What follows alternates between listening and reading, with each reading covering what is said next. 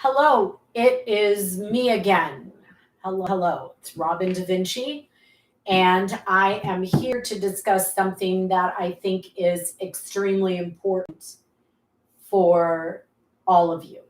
And I think I have done a video on this before, but I'm going to be more specific. It's going to be a little date stamped because I'm going to talk about the new year. Now, this could be any new year, but I'm talking about 2021. So, while I like to keep things relatively evergreen, I think it's really important to discuss this again. And I want to be of assistance to all of you. So, as you know, I do a boomer apology tour.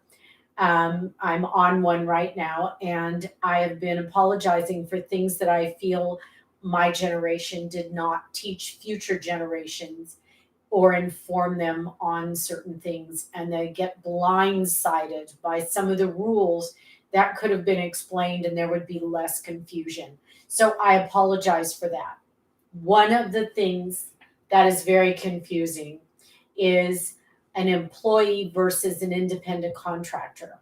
I've addressed this before, but I'm going to address it again, and I'm going to be very serious.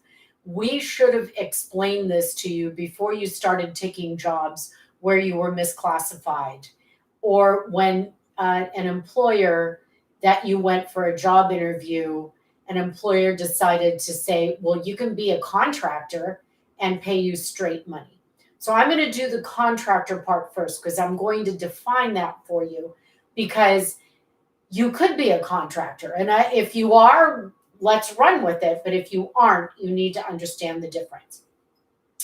An independent contractor is someone who is presenting themselves as a business owner. Okay? If you say or take money that's on a 1099, which is Form 1099, you can look it up on Google what Form 1099 means. Form 1099 goes with Form W9. A Form W9 is stating for the person who's hiring you that you are independent of payroll tax and the regular employee constraints. Okay. So let's say you walk into a company and you're a graphic designer and you come in and you are looking for 40 hours worth of work and you are hoping to get in with this company and become an employee, get employee benefits, and pay tax in from your check. That is your goal. And you walk into this company, and the company says, well, we'd like to hire you, but we can only hire you as a contractor. When they say that, not only are they saying to you, we want you to be in business for yourself and take on all the responsibility for yourself, but they're also saying they don't want to pay into workers' comp, payroll tax, take on a liability for you. They want you to handle all of that liability by yourself. So what they're looking for is for you to work for them without them having any responsibility. So I'm going to spell out first what you need to have as an independent contractor. And then I'm going to tell you what the person hiring you is not doing for you. All right. An independent contractor would either have a DBA, which means doing business as, and you would either use your name in your sole proprietorship. A sole proprietorship is not an LLC or a corporation, so it does not owe an annual fee to the state in which it resides. So let's say you are Joanne Smith, and so you open Joanne Smith Designs. Okay, so now you've filed with your state for a DBA. The city in which you live in may or may not require a business license in that name. So you would go to your internet and look up if your city requires a business license. If it does, then you would fill out a form and get a business license in the city or county in which you reside, and you would give them your business name, and you have applied for a DBA through usually a service. You can do it online, where you say, I want to be Joanne Smith Designs. When you're a sole proprietor, you are certainly allowed to use your social security number as your identifier. It's called a tax ID number. If you get an LLC, which believe me, there are fees and costs included with getting an LLC, or an S Corp or C Corp, you have to get an identifying number. So you would have to go online and apply for an FEIN. That would be a federal employer identification number. Even if you don't have employees, they set you up with this number in case you hire someone. You would also need to, and be required to in the state in which you're opening your LLC or S Corp, you would use that identifying number for that, and they would give you another number for the state. So you can see that being an independent contractor is far more complicated than anybody understands.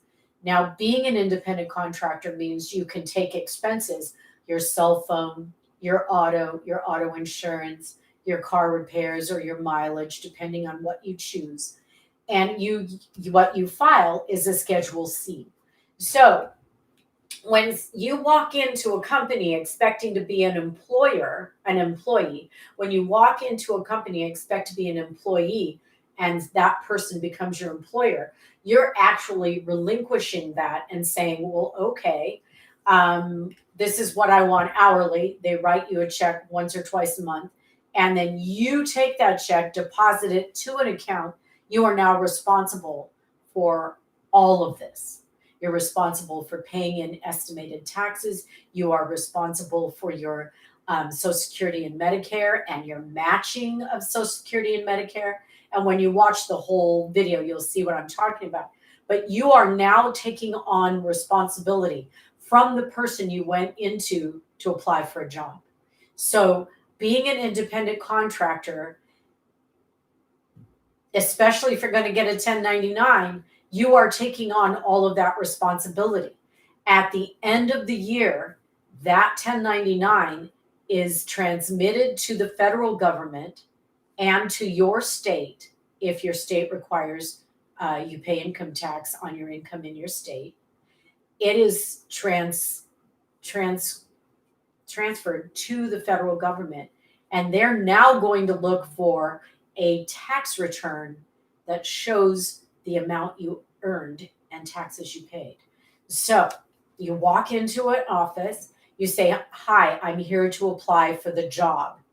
They sit you down and see your credentials and your resume and say, okay, we'd like to hire you, but we're not going to hire you as an employee. We're going to hire you as a contractor. Is that okay? And you say, yes, because you need the job, right? So as soon as you say yes, they'll say, fill out a W-9. You'll fill out the W-9 in your name with your address, your social security number. You sign it, you hand it to them, and you are saying, yes, I'm an independent contractor. Then at that moment, all the responsibility for the money you earn is shifted completely to you, and all of the underlying responsibility is shifted to you. That means you need to maybe show your own insurance, you need to show your business license, and you need to show your business name and all of those things. And they may say, oh, we don't care. We'll just hire you and we'll give you a 1099. And at the end of the year, they'll give you one, or they won't. And there is a subculture, and I want everybody to hear this, because if you're walking out the door saying, screw it, I don't care, I'm not going to pay tax, and someone says to you, if you'll do it under the table or for cash, or we'll write you a check, but we won't issue you a 1099 at the end of the year, you should actually be running out the door far away from these people, because they're trying to get away with something that is against the law. If you take money under the table and never report that you made that money, you're doing something that's against the law. And I've got to tell you, it has run rampant in the last 30 years. And they're trying to ramp that back by putting in very strong employee rules. employee-employer relationships are very much under scrutiny. And I'm going to tell you why in just a minute. So when you accept, fill out a W-9, not a W-4, a W-9, and you accept that you are an independent contractor and take money from a company without them taking out tax, you have now taken on all that responsibility. I have literally seen people walk into their tax person or their H&R Block or try to do their taxes online and come out owing thousands of dollars and running to the person who gave them their check saying, "You didn't withhold taxes. I didn't know that." Well, I'm telling you, and I'm hoping millions of people watch this. Yes, you did. By filling out a W-9 and accepting that they were going to pay you as an independent contractor means that you took responsibility for those taxes. Also, if you never file tax returns and live under the radar, you are not building up any employee benefits. You cannot go apply for unemployment. You cannot get disability payments in your state because you didn't pay in. These are some of the things that people don't realize. And I understand desperate times mean desperate measures, but you've got to look out for yourself. So let's say last year you were someone's employee, you got laid off, you go into this company, they say, "We'll pay you as a contractor," and you are so grateful for the job that you say, "Okay, I'll do that." Then what you have to do is you have to make estimated payments. You have to go online, print out estimated coupons, figure out your tax, and send that money to the governments on 4/15, 6/15, 9/15, and 1/15 of the next year. So remember, you have deadlines, you have dates, you have taxes to pay. So I want you to study up, because when you agree to be a contractor, you are going to file a Schedule C. You're going to get some deductions against that money, but you also have to pay estimates. If you're not paying estimates, you're going to get into trouble when you file your tax return. What the government is looking for, and I'm going to repeat this a lot, is they're looking for you to break even when you file that tax return. They want to see that they don't owe you money and they don't want you to owe any money. The tax situation is set up. The tax laws are set up for you to do all the calculation and break even. Now, I consider owing less than $1,000 or getting back less than $1,000 somewhat break even. That's pretty good planning on your part. That's pretty good planning. I don't find that to be a bad thing. But if you're getting back thousands or you're owing thousands, there's a problem. There's a great big problem. So you now know what an independent contractor is, and there is lots of stuff online to help you figure it out. I don't want you getting stuck at the end of the year with something you didn't anticipate or you said you didn't understand. Now, I'm an independent contractor. I own a company. I have an S Corp. People that we do business with, my clients pay me a straight check, and that's okay because I am an independent contractor. But I only have employees. Unless someone comes to me with their business license and all of that, who are legitimately independent contractors, all the people that work for me are employees. Now I'm going to shift to why they are employees. An employee is someone who works at the direct supervision of the boss. So I decide who my employees have as clients, what their scope of work is. They work from computers that I own. I have workers' comp should they have a workplace accident. I match the Social Security and Medicare and all the other employer taxes on their behalf.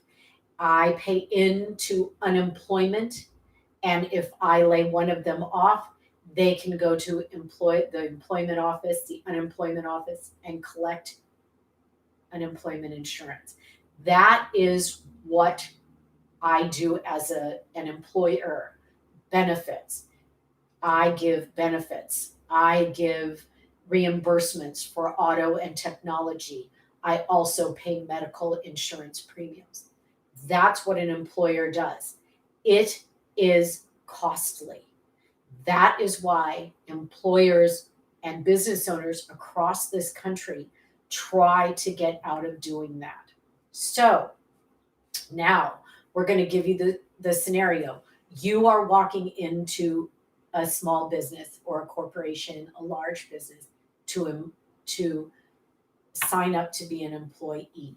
You are applying for the job, and they say, "Great, we love your resume, you're hired."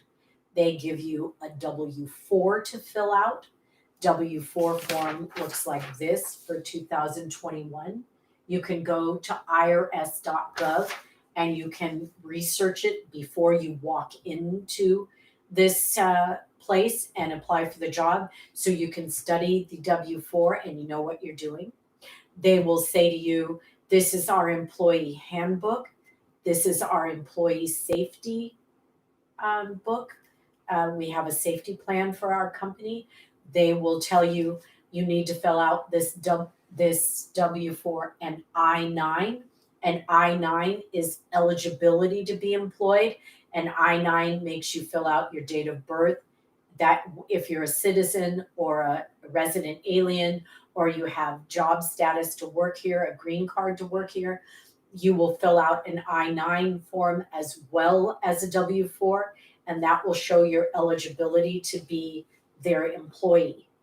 Now, they will say to you in 30 days, you are eligible for benefits, medical insurance. They might say, "We pay 100% of your medical insurance premium," or they'll say, "We pay up to 50% of this plan and you pay the rest through a deduction in your payroll check." And then they're going to say to you, when you start, you'll be on probation. All these things that will come up as an employee. Now, when you sit down to fill out the W-4, the new W-4 for 2021 is very different. What it's trying to do is it's trying to make you analyze and figure out the taxes you will owe from your paycheck. Now, it does change from weekly to bi-weekly to semi-monthly to monthly. There's a little bit of a different calculation. But I want to tell you that on the new W-4, after step 1, where you fill out your name and address and social security number, step 2 is telling you, do you have 2 jobs? Do you have 3 jobs? We need you to calculate what your withholding is based on how many jobs you have. Now, they're also saying if you're married and you have a job and your spouse has a job, you need to calculate what you're both paying in. So you kind of need to sit down and answer this. So I'm going to say to you, it says, complete this step if you hold more than 1 job at a time or are married filing jointly and your spouse also works. So when each of you fill out your W-4, and once you get through a tax year and you find out that you over withheld or under withheld your taxes, you can undo that. You can fill out a new W-4 and ask your employer to change your deductions. If you had a baby or you're going to have a baby in the new year, you can change your deductions. People fail when they're an employee to go in and say, "I want to sit down with you and change my withholding." Those things are in your control. You can say, "I want you to withhold a certain percent. I want you to withhold a certain dollar amount. I want you to withhold this percent plus $100 extra. You are in control of those deductions by filling out your W-4. Now, the interesting thing is we look at right now, do you make less than 200,000 or more than 200,000? Do you make as a family less than 400,000 or more than 400,000? There are thresholds that change your tax liability. So step 3 in this process is to claim your dependents, all right? So let's say you have one child over the age of 17 and 2 under the age of 17. They're asking you to say, how many children do you have under the age 17 or under? And mark that down and we'll figure out your deduction from there. Multiply other dependents by $500. You may have a mom that lives with you who is elderly and does no longer file taxes, and she is your dependent. Make sure to look at your household and see who are your dependents. Could be a college age student. You have to read up on that. Ask your tax consultant. Figure out who are your dependents. You should take every lawful dependent and then figure out your tax from there. The other adjustments, I want to explain this to you as well. Other adjustments besides you, your spouse, and your children, other deductions or other things to take into consideration are, do you have a part-time job that is 1099 contractor? You are allowed to withhold out of your paycheck the tax you might owe on your independent contractor money. Back a long time ago, my spouse used to withhold money because I was independent contractor, and what he would do is withhold more money from his paycheck to cover the tax I would owe at the end of the year after my deductions as an independent contractor. So my net income combined with his W-2 income, we would cover it by deductions and withholdings from his account. That's also something you can do. You can always up your withholding, reduce your withholding. It's within your power. The next thing that they do is they give you sheets for multiple jobs. This is not something you turn into your employee. This isn't something you turn into them.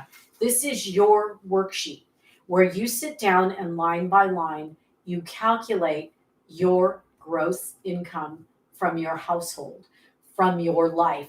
If you live alone, it's your life. If you have a partner, a civil union, a marriage, you determine what your household money is and what you're going to do from there. Do you have a mortgage? Are you going to take your standard deductions because you don't have any Schedule A deductions? And people say, well, what's a Schedule A? Okay, I got to get into that in a minute because it's more complicated than you think. I'll probably do a little video on each of the schedules so you understand them a little better. But what you want to do is you want to look at this worksheet and work it out. It's the worksheet. So what you do is you go online to www.irs.gov and you print out the 2021 W-4. It's a PDF form and it is free, and you actually can print out any form you need at irs.gov. They provide the forms in PDF and you can print them out. So print this out and then you look at it and you follow the instructions and you say, well, no, I don't own a home, so that isn't going to help me. Yes, I guess I'm going to just take the standard deduction because I don't have enough things that will be more than the standard deduction. So this is what you do with your worksheet. Then what they do is they have this tax table. That's page 4. This is where they want you to go when you are filing jointly, filing single, and put in what amount minus deductions you're going to have, and they'll give you a table for that. Now, if you take it slowly and sit down at your coffee table when the kids are in bed or you have no other distractions and the TV is off, you'll be able to figure this out. If indeed you need some more help with it, I can do a little class on how to figure out W-4s. But I'm going to have to get some consensus that that's something people want to know, because a W-4 can be changed at any time during the year. So I don't want you to think that when you fill it out now that you can't change it on June 1st because your life changed. You got married, you had a child, you took on a spouse, you have a partner, blah, blah, blah. There's a lot that goes on in your life between the time you apply for a job, get the job, and get involved in your life again after you get the job. It changes all the time. And I know people that have never changed their deductions. And they say, yeah, but I get $6,000 back at the end of the year. And after I file my tax return, and I said, well, that $6,000 divided by 12 is $500 a month that you could be living on, buy groceries with, and not put on your credit card. So there's a lot going on.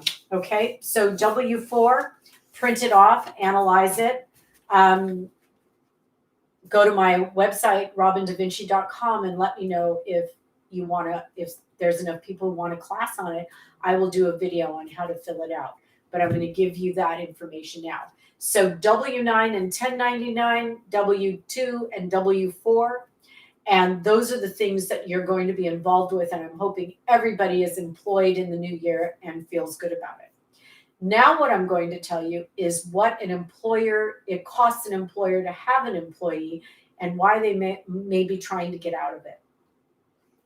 Okay, every time there is a new employee, the employer has to match their Social Security and Medicare. So you look at your pay stub every couple of weeks and you see that there was federal tax taken out that you determine, state tax taken out if you live in a state that takes state income tax, that you determine the amount that you are supposed to have deducted. Then you'll see Social Security. That is 6.2% of your gross income, not net, gross. And then you'll see Medicare, and that's 1.45% of your gross income. Social Security is capped every year. It's up by 150,000 or more now. It's capped. So once you reach 150,000 or whatever that capped amount is, you'll stop getting that 6.2% taken out.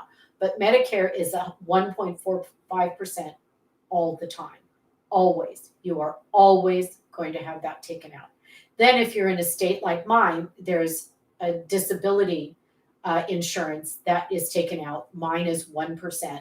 So 1% of your check on your gross income will always be taken out for disability. Now, it may be capped at a certain amount of your income, but it will be taken out for a while.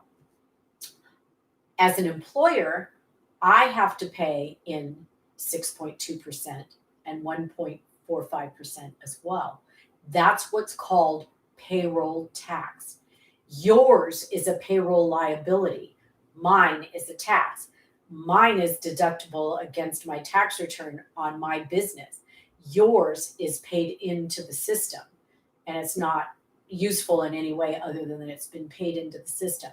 What is calculated on your tax return when you're a W-2 employee is your federal and state withholding on your tax return. So the employer has to pay in 7.65% on your gross wages, and every single employee in your company, he or she has to pay in 7.65%. So it starts to get costly. So then if I also pay in for training and unemployment insurance and whatever, I have a very big nut to crack at the end of each month that I pay in. Now, is it worth it? Of course, I have wonderful employees and they're very valuable. I pay that in, but you can imagine when things are tight that these employers are trying to get out of paying those taxes. Now, indeed, beginning September 1st till the end of this year, that was suspended, and you could opt not to pay into Social Security and Medicare, and your employer could opt not to pay into Social Security and Medicare as their tax. Unfortunately, I believe in 2021, you have to pay it back. So I opted to keep paying in my payroll tax to the federal government and to the state government. I opted not to get out of doing that. I opted to stay in. I would have saved thousands of dollars if I had opted out this year. But then if I have to pay it back in the new year, or my employees had to pay back their portion, it just seemed like a wash or not valuable enough to do because I don't know what the new year is going to bring. So then workers' comp. Workers' comp is a percentage of every $100 of gross income that you earn. So let's say you have an employer who has a big old company, and his employee insurance, his workers' comp insurance is based on $100 per $100. So let's say he has a payroll of $300,000 and he's in a high risk business. Your employer has to pay, let's say it's $13 per $100 of gross payroll. That's $13 of every 100 you earn. Now clerical is way less, but if you're in a high risk thing, like you're an electrician, a plumber, a carpet installer, things like that, the percentages can grow larger as there's accidents or work related injuries. Oh my goodness, you can see why an employer in a tough time, or maybe a shady employer, would want to shove that out of his door and say, I have only independent contractors working for me. I don't have to pay workers' comp. I don't have to pay payroll tax. I don't have to pay any of that. That saves thousands of dollars. So when you go in and you're mad that they're not going to hire you as an employee, the reasons are financial a lot of the times. A lot of people obviously storm around saying, I'm not going to pay tax to any government, blah, blah, blah. I'm not one of those people. But I can tell you that it would be quite a savings if I didn't have workers' comp and payroll tax to pay, obviously. But because I cherish my employees and I want to follow the law of the land, I do what I'm required to do as an employer. So you can see how a business owner might say, I'm not going to take on any of that awful tax, and I'm going to only hire independent contractors. Now, I've done this story before. I had a business, a client of mine had a business, and he hired some employees, and then he hired outside contractors to do a lot of the big heavy lifting and stuff of his company. And they had to have a business license, and they had to have insurance, and they had to provide him with workers' comp on their employees. So and name him as additionally insured. So he got out of that, except for a small amount of employees, by hiring legitimate businesses to do the heavy lifting in his company. And that is what some companies do. They hire outside contractors who have their own business license, liability insurance, workers' comp insurance, so they don't have to do it. But as an individual, do you qualify? Are you going to work 40 hours in their office? Are you going to work at their desk, at their computer, doing what you are supposed to do as they designate? Then you're not a contractor, okay? You cannot sit in their office, work for them, and be at their disposal for 40 hours a week and call yourself an independent contractor. That's a misclassification. But the misclassification happens because the small business owner or the large business owner doesn't want to pay all that money out to have the privilege of having you as an employee. This is where all of the lines are drawn. This is where all the mistakes are made. So when you're going for that job, are you going in as an independent contractor with an independent contractor agreement, a business license, your own liability insurance, and your own company name with your own ID, and you can legitimately fill out a W-9 and say, yes, you can pay me untaxed money? If that's the case and you can put your package together and walk in confidently, then they can hire you as an independent contractor. But you can't sit at their desk for 40 hours a week with them designating what work you're doing. You have to work independently of the company that's hired you in order to be an independent contractor. If you're going in and they're trying to call you a contractor when you're really an employee, that's where the problem comes in. But if they're happily hiring you as an employee, ask you to fill out the W-4, ask you to fill out the W-9, not the W-9, the I-9, W-4 and I-9 are W-2 related. that is when you can confidently say, what are my benefits? What are my hours? What's my workspace? What's my scope of work? Then you are confidently their employee. There is a big difference, and I hope I've made a clear picture of what an employee is. W-4, W-2, I-9. Those are the three forms when you are an employee. When you are an independent contractor, it's a W-9 and an independent contractor agreement and a business license. You may or may not need insurance if you have nobody working for you, but if you're a sole proprietor, those are the things you need. They should actually then say to you, this is what we need, and you work on your schedule, on your own computer, from your own place of business, with your own deductions. That is the separation. Please, that is the separation. So the new W-4 is going to give you a worksheet where you can determine. Now that worksheet, remember, page 3 of the 4-page W-4 that you can print from irs.gov, those are not for the employer to see. Those are your worksheets to determine what deductions you want from your check, or what rate of tax do you want to pay out.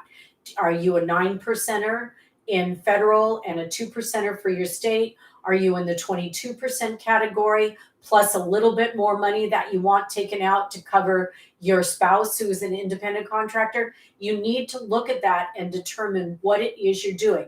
And you need to look at it line by line. What is your household income? Who are your dependents?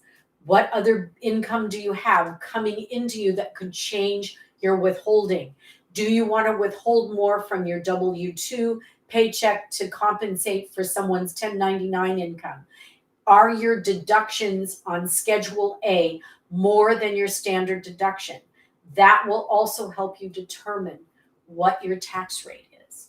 So while it seems complicated, if you're clearly an independent contractor, as I have described, then you're going to have to do another sort of estimated tax calculation to cover yourself for when taxes are due. You want to pay in 4 times a year at least in order to not get slammed when your tax return is filed. If you haven't paid anything in and you've made $20,000 or more in independent contractor work, you are going to get slammed with a big tax bill. Now, if you're saying, oh, I've been putting money aside for that and I'm ready for it so that when I do my tax return, I can afford the $10,000 bill, well, be aware that you will pay penalties and interest for not paying in all the year. The government expects you to pay in quarterly estimates based on what you've made. So if you end up owing $10,000 at the end of the year and you've not paid in $3,300 per pay period, maybe overpaid a little bit, then you're going to get charged penalty and interest on that underpayment of tax. So you're not going to get away with it unless, I don't even want to go there. My job as an accountant and a bookkeeper is to make sure you stay within the law, take all of your lawful deductions, and pay the least amount of tax that you can with lawful deductions and lawful business. I am here to say that you do things by the book. And if everybody did things by the book, we would all be have less tax liability. It's the people that you know that aren't paying into the system that are causing you to pay more. There's no way around that. It's like everything else on earth. If you're responsible and 2 other people aren't, there's a lot of things that happen. If you have auto insurance and you're hit by someone who doesn't have auto insurance, you're paying more in your premium for uninsured auto people. People who don't, you're actually paying more. I'm going to get into insurance on another time. I don't want to say that, but it's just an example about how you have to pay more for medical insurance and auto insurance and those kind of things because you have to compensate for the people who don't have auto insurance and don't have medical insurance. So understand that it's never just about you. Okay? It's never just about you. Your tax rate, your insurance, everything you do is based on your community and the country at large, not just your record or your health or anything like that. So when someone else doesn't pay their fair share of taxes and they're taking money under the table and they're living under the radar, you're paying for that. So I'm a proponent of everybody paying their fair share, and then everybody will pay less and their fair share will be less.